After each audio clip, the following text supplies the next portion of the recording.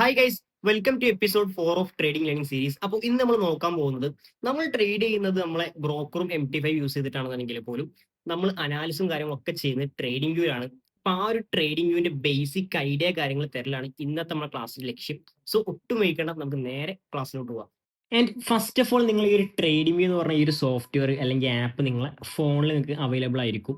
And ആപ്പിലാണ്, നമ്മൾ app സ്റ്റോറിലാണെങ്കിലും അല്ലെങ്കിൽ നിങ്ങളെ പ്ലേ സ്റ്റോറിലാണെങ്കിൽ അവൈലബിൾ ആവും. ആൻഡ് നിങ്ങൾ ലാപ്പ് യൂസർ ആണെങ്കിൽ നിങ്ങൾക്ക് കോഴ്സ് നിങ്ങളെ മൈക്രോസോഫ്റ്റ് സ്റ്റോറിലും അവൈലബിൾ ആണ്. And also web browser use ചെയ്തും കിട്ടും.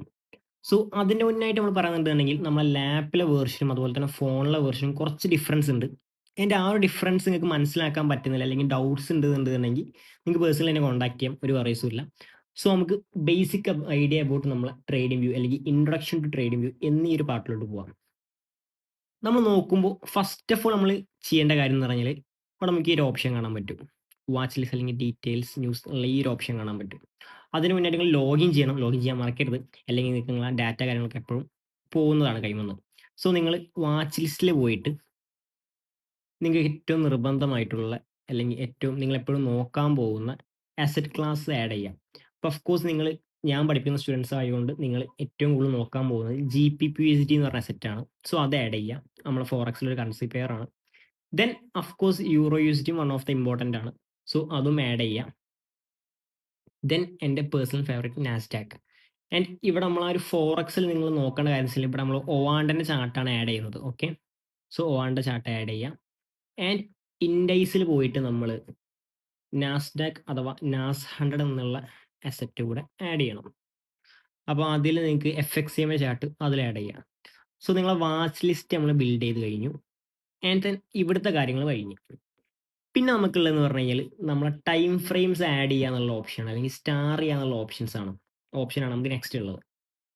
സോ അതിന് വേണ്ടിയിട്ട് നമ്മൾ എന്ത് ചെയ്യാം, ഏറ്റവും നിർബന്ധമായിട്ടും നമ്മൾ സ്റ്റാർ ചെയ്യേണ്ട ടൈം ഫ്രെയിംസ് ആണ്. ആസ് എ ഇൻ്റർമീഡിയറ്റ് ലെവലിൽ നിന്ന് സ്റ്റാർ ചെയ്യേണ്ട ടൈം ഫ്രെയിംസ് ആണ് 5 മിനിറ്റ്, അതുപോലെ തന്നെ 15 മിനിറ്റ്, നല്ല നിർബന്ധമാണ് 15 മിനിറ്റ് ആഡ് ചെയ്യൽ. അതുപോലെ തന്നെ 1 ഹവർ, 4 ഹവർ, ഡെയിലി, വീക്കിലി. നിലവിലൊരു ഇൻ്റർമീഡിയറ്റ് അല്ലെങ്കിൽ ബിഗിനർ ലെവലിൽ നിങ്ങൾ നിർബന്ധമായിട്ടും ഈ ഒരു ടൈം ഫ്രെയിംസ് മാത്രം ആഡ് ചെയ്താൽ മതി. അതിൻ്റെ അപ്പുറത്തേക്ക് ഒന്നും നോക്കണ്ട. 2 ഹവർ അല്ലെങ്കിൽ നമ്മളെ മന്ത്ലി, വീക്കിലി, അതുപോലെ തന്നെ 1 മിനിറ്റ്, 3 മിനിറ്റ് ഒന്നും പോവേ വേണ്ട. ജസ്റ്റ് ഇവിടെ നിങ്ങൾ ഒതുങ്ങാം. ആൻഡ് ദെൻ നമ്മൾ ആ ഒരു ടൈം ഫ്രെയിംസ് ഉള്ള ഭാഗം നമ്മൾ കഴിഞ്ഞു.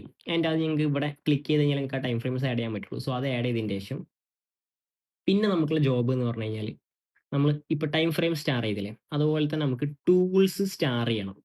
സോ ടൂൾസ് സ്റ്റാർ ചെയ്യാൻ വേണ്ടി നമ്മൾ ജസ്റ്റ് എന്ത് ചെയ്യാം, ഈ ഒരു ലെഫ്റ്റ് സൈഡിലോട്ട് വരിക.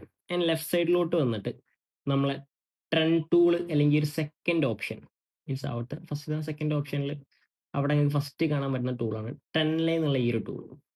ഈ ഒരു ടൂൾ തന്നെ ഫസ്റ്റ് തന്നെ ആഡ് ചെയ്തിടാം അല്ലെങ്കിൽ സ്റ്റാർ ചെയ്തിടാം. ആൻഡ് ഹൊറിസോണ്ടൽ ലൈൻ എന്നുള്ള ടൂൾ, പിന്നെ വെർട്ടിക്കൽ ലൈൻ എന്നുള്ള ടൂൾ ഓഫ്കോഴ്സ്. ആൻഡ് ദെൻ പിന്നെ നിങ്ങൾ ചെയ്യേണ്ട കാര്യം എന്ന് പറഞ്ഞു കഴിഞ്ഞാൽ നമ്മൾ ഫിബ് റീട്രേസ്മെൻറ്റ്, ഒരു സെക്കൻഡ് ഓപ്ഷനിൽ പോയിട്ട് ഫിബ് റീട്രേസ് എന്നുള്ള ഈ ഒരു ടൂള്.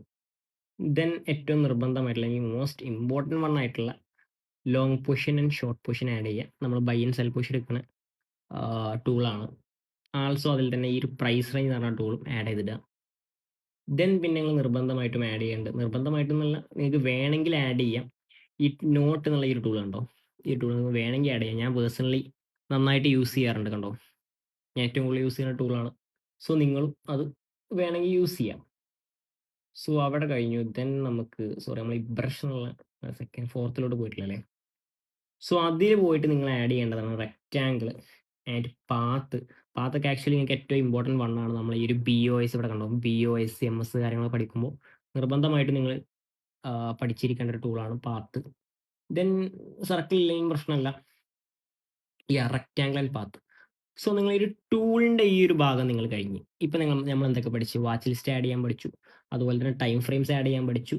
ആൻഡ് ആൾസോ നമ്മൾ ആ ഒരു ടൂൾസ്, നമ്മൾ പഠിക്കാൻ പോകുന്ന കോൺസെപ്റ്റ്സിന് ബന്ധപ്പെട്ടുള്ള ടൂൾസ് നമ്മൾ ആഡ് ചെയ്തു അല്ലെങ്കിൽ അതിനെപ്പറ്റി നമ്മൾ മനസ്സിലാക്കി. സോ ഗൈസ്, ഈ ഒരു എപ്പിസോഡിൽ നിങ്ങൾക്ക് ട്രേഡിംഗ് വ്യൂവിനെ പറ്റി ഒരു ബേസിക് ഐഡിയ കിട്ടി. സോ നെക്സ്റ്റ് എപ്പിസോഡിൽ ഈ ഒരു ട്രേഡ് വ്യൂ അല്ലെങ്കിൽ ട്രേഡിങ്ങിന്റെ ബേസിക് ലാംഗ്വേജ് ആയിട്ടുള്ള കാൻഡിൽ സ്റ്റിക്സിനെ പറ്റി നമ്മൾ പഠിക്കാൻ പോകും. സോ ആ എപ്പിസോഡിന് വേണ്ടി ഇപ്പം തന്നെ വീഡിയോ സബ്സ്ക്രൈബ് ലൈക്ക് ചെയ്തു. അപ്പോൾ നമുക്ക് നെക്സ്റ്റ് വീഡിയോ കാണാം.